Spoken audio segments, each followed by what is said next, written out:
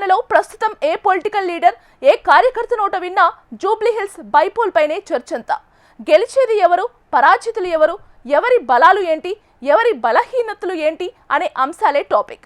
ఈ Jubilee hills ఉప ఎన్నికతో రాష్ట్రంలో కొత్తగా ప్రభుత్వాలేం ఏర్పడేది లేదు, పడిపోయేది లేదు. అయినా కార్యకర్తల స్థాయి నుంచి బిగ్ లీడర్ల వరకు ఎందుకింత ప్రతిష్టాత్మకంగా తీసుకుంటున్నారో, కఠోర దీక్షల ఎందుకింత జూబ్లీ జపం చేస్తున్నారు, ఈ విషయంతో రాష్ట్ర రాజకీయాల్లో ఎలాంటి మార్పులు జరగబోతున్నాయి, గెలిచిన వారికి ఒనగూరే ప్రయోజనాలు ఏంటి, పరాజితులకు మిగిలేది ఏంటి, వాచ్ దిస్ స్టోరీ. చోటా లీడర్ నుంచి బడా లీడర్ వరకు ఎవరి నోట విన్నా జూబ్లీహిల్స్ బైపోల్ మాటే. పార్టీలు, అభ్యర్థుల బలాలు, గెలుపోటములపైనే చర్చ. బైపోల్తో ప్రభుత్వం ఏర్పడేది లేదు, పడిపోయేది లేదు. అయినా ముఖ్య నేతలెందుకు జూబ్లీ జపం చేస్తున్నారు?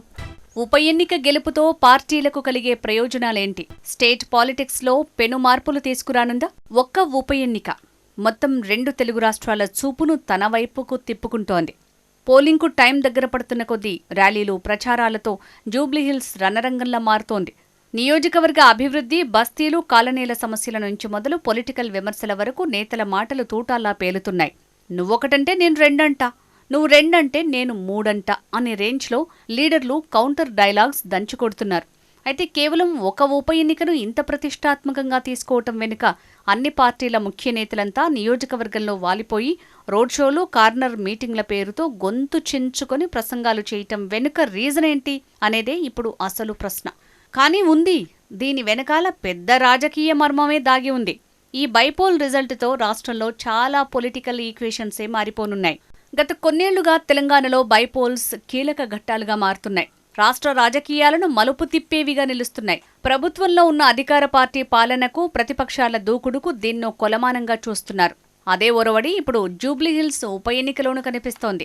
తెలంగాణలో కాంగ్రెస్ పార్టీ అధికారం చేపట్టి దాదాపు 2 ఏళ్లు కావస్తున్న తరుణంలో జరుగుతున్న ఎన్నిక ఇది.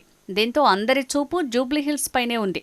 రేవంత్ సర్కార్ పాలనకు ఇది రెఫరెండంగా మారనుందనే పొలిటికల్ విశ్లేషణలు వెలువడుతున్నాయి. అధికార పార్టీగా జూబ్లీహిల్స్లో జెండా ఎగురవేసి ప్రభుత్వం పట్ల గ్రేటర్ ప్రజలు సానుకూలంగా ఉన్నారనే మెసేజ్ పంపాలని చూస్తోంది కాంగ్రెస్. తమ అభివృద్ధి, సంక్షేమ పథకాల పట్ల జనాలు సంతోషంగా ఉన్నారని, ప్రభుత్వంపై ప్రతిపక్షాలు అనవసరంగా రాద్ధాంతం చేస్తున్నాయని, ఈ ఫలితాల ద్వారా వాటి నోరు మూయించాలనే తపనతో ఉంది. ఇక ప్రధాన ప్రతిపక్షమైన బీఆర్ఎస్ సైతం సిట్టింగ్ సీటును ఎట్టి పరిస్థితుల్లో చేజార్చుకోవద్దనే పట్టుదలతో ముందుకు సాగుతోంది. కాంగ్రెస్ ప్రభుత్వం పట్ల ప్రజల్లో అప్పుడే వ్యతిరేకత మొదలైందని, గ్రేటర్లో తమకేమాత్రం ఆదరణ తగ్గలేదని నిరూపించుకోవాలని చూస్తోంది. రాబోయే రోజుల్లో జూబ్లీ గెలుపును రాష్ట్రవ్యాప్త ప్రచారాస్త్రంగా మార్చుకోవాలని చూస్తోంది గులాబీ దళం.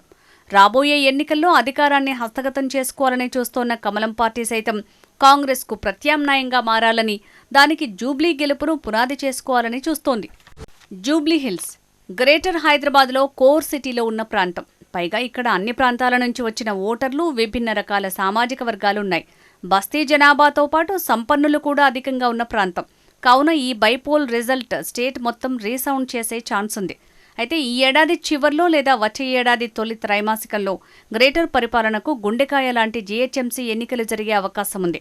వాటితో పాటు రాష్ట్రంలో పంచాయతీ ఎన్నికలకు ప్రభుత్వం సన్నద్ధమవుతోంది.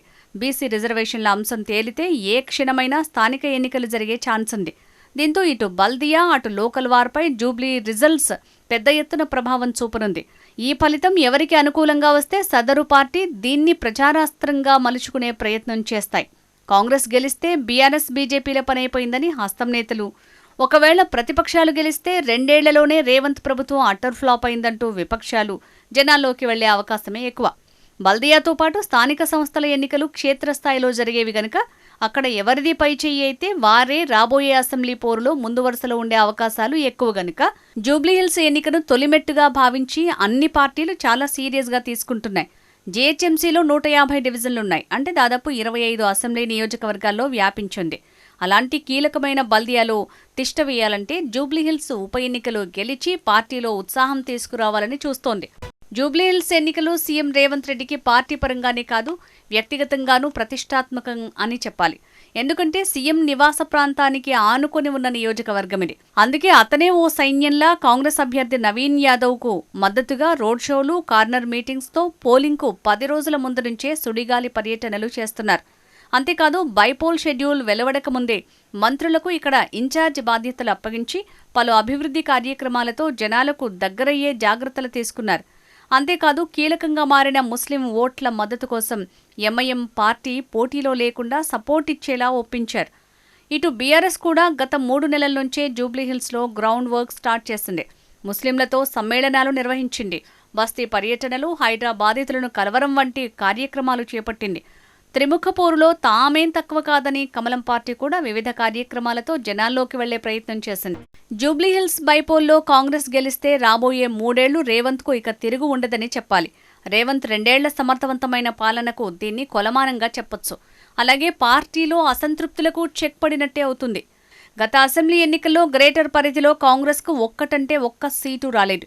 కాంగ్రెస్ పవర్లోకి వచ్చాక గ్రేటర్లో మెల్లమెల్లగా బలం పెంచుకునే దానిపై దృష్టి పెట్టింది. హైదరాబాద్లో కీలకంగా చెప్పుకునే ఖైరతాబాద్ ఎమ్మెల్యే దానం కాంగ్రెస్కు దగ్గరయ్యారు. సికింద్రాబాద్ కంటోన్మెంట్ సీటు బైపోల్తో హస్తం ఖాతాలో చేరింది. ఇప్పుడు జూబ్లీహిల్స్ను కూడా చేజిక్కించుకుని నగరంపై పార్టీకి పట్టు సాధించే వ్యూహంతో ఉంది కాంగ్రెస్. ఇటు కారు పార్టీ సైతం బల్దియాపై తమ ఆధిపత్యాన్ని కొనసాగించాలంటే ఒక్క సీటును కూడా వదులుకోవద్దన్న సంకల్పంతో ముందుకు పోతోంది. గత అసెంబ్లీ ఎన్నికల్లో ఎంఐఎం 7 సీట్లు, 1 బీజేపీకి పోను మిగిలిన అన్ని స్థానాల్లో గులాబీ జెండానే ఎగిరింది.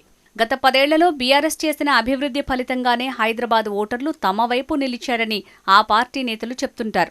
ఇప్పుడు జూబ్లీలోనూ గెలిచి ఆ సెంటిమెంట్ను అలాగే నిలబెట్టుకోవాలని చూస్తోంది.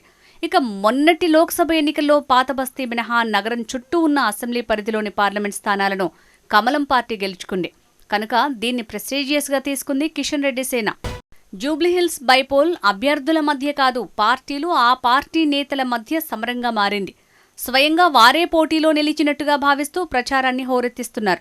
జూబ్లీహిల్స్ ఎన్నిక సెంటిమెంట్ వర్సెస్ డెవలప్మెంట్గా ప్రకటించారు సీఎం రేవంత్. 2 ఏళ్లలో చేసిన అభివృద్ధి సంక్షేమాన్ని చూసి ఓట్లు వేయాలని, నియోజకవర్గంలో ఇప్పుడున్న సమస్యలకు గత బీఆర్ఎస్ పాలనే కారణంగా రేవంత్ చెప్తున్నారు. అంతేకాదు బీఆర్ఎస్, బీజేపీ 2 ఒకటే అని, అందుకే బీజేపీ అంతగా ప్రభావం చేయని అభ్యర్థిని బరిలో నిలిపిందని కాంగ్రెస్ ఆరోపిస్తోంది. అంతేకాదు కాళేశ్వరం, ఈ కార్ రేసింగ్ అంశాలను ప్రచారంలో ప్రస్తావిస్తున్నారు రేవంత్. దమ్ముంటే కేసీఆర్, కేటీఆర్, హరీష్ను అరెస్టు చేయాలని, వారి మధ్య చీకటి ఒప్పందం ఉంది కనుకే చర్యలు తీసుకోవటం లేదని హస్తం నేతలు లేవనెత్తుతున్నారు.